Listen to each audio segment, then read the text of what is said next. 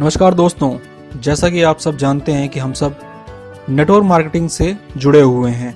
हम एक दूसरे की सहायता से ही नेटवर्क मार्केटिंग में आगे बढ़ने की कोशिश करते हैं, अपना करियर संवारने की कोशिश करते हैं, अपना पैसा बढ़ाने की कोशिश करते हैं, एक रुतबा पाने की कोशिश करते हैं। दोस्तों, जैसा कि आपने थंबनेल में, यूट्यूब के थंबनेल में देख ही लिया होगा कि कहीं आपका भी पैसा चिट फंड में तो नहीं लगा है। एक बहुत बड़ा सवाल है और इस सवाल पे ही चर्चा आज हम करने वाले हैं। तो चलिए जानते हैं इनसे जुड़े हुए कुछ सवाल और उनके क्या हैं जवाब।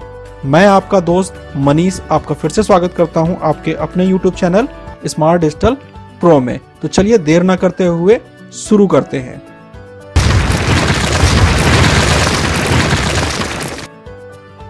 आम लोगों से सैकड़ों हजारों करोड़ों इकट्ठा करने के बाद जब पैसे की वापसी का समय आता है तो चिट फंड कंपनियां अपनी दुकान बंद कर देती हैं। आइए जानें और कैसे पहचानें इन चिट फंड कंपनियों के फ्रॉड को।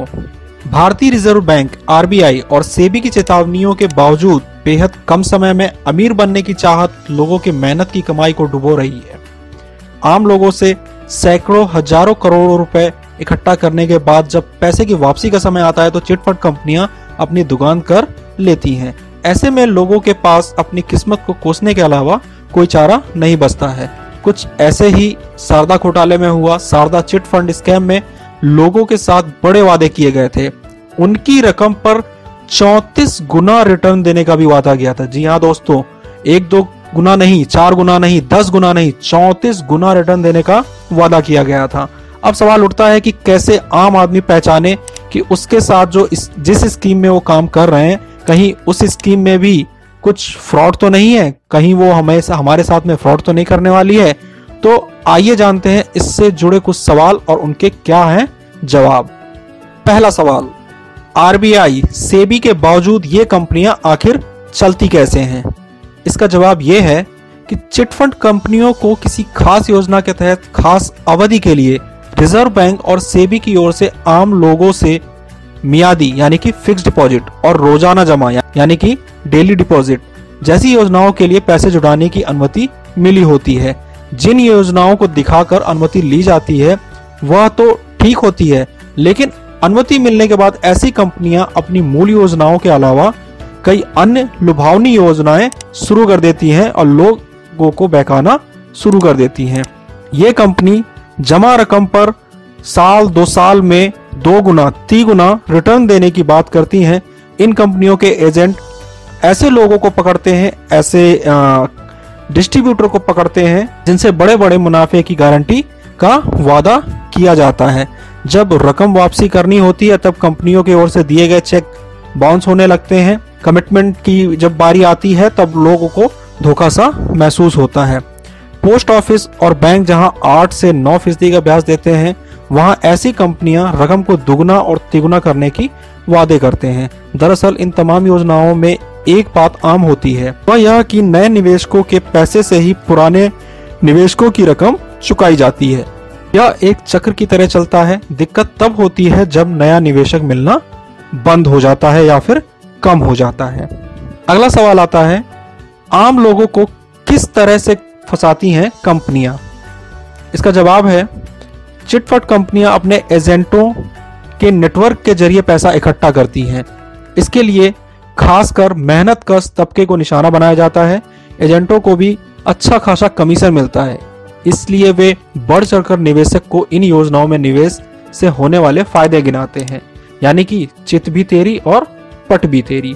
चित भी मेरी और पट भी मेरी की तर्ज पर निवेशकों को लगता है कि उनके दोनों हाथों में लड्डू हैं। इसलिए अक्सर नौकरी पेशा लोग बिना सोचे समझे अपनी मेहनत की कमाई इन एजेंटों के हाथ में सौंप देते हैं। ये कंपनियां निवेशकों को निवेश के बदले या तो जमीन, हर्बल दवाएं, विदेश टूर या देश में कहीं का टूर, इस तरह के लुभावने वादे करती हैं। सवाल नंबर 3, आम लोग ऐसी तमाम कंपनियों का फर्जीवाड़ा सामने आने के बावजूद भी निवेश क्यों करते चले जाते हैं? इसका जवाब भी खूब है। एक्सपर्ट बताते हैं कि अक्सर ये कंपनियां बड़े बड़े सितारों और फिल्मकारों को भी अपनी कंपनी के साथ में जोड़ लेते हैं।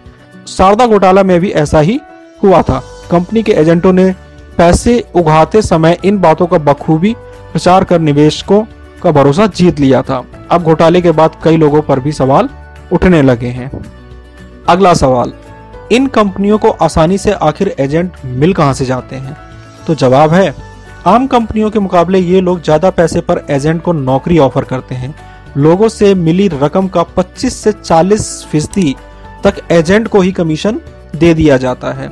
रोजगार के दूसरे मौके नहीं होने की वजह से कस्बों, गांवों और छोटे इलाकों में जो नए पढ़े लिखे युवक युवतियां हैं वो इन कंपनियों के एजेंट आसानी से बन जाते हैं। अगला सवाल, चिट फंड के नाम पर धोखा दे रही कंपनी को हम पहचाने कैसे पता करें कि वो कंपनियां हमें चीट कर रही हैं?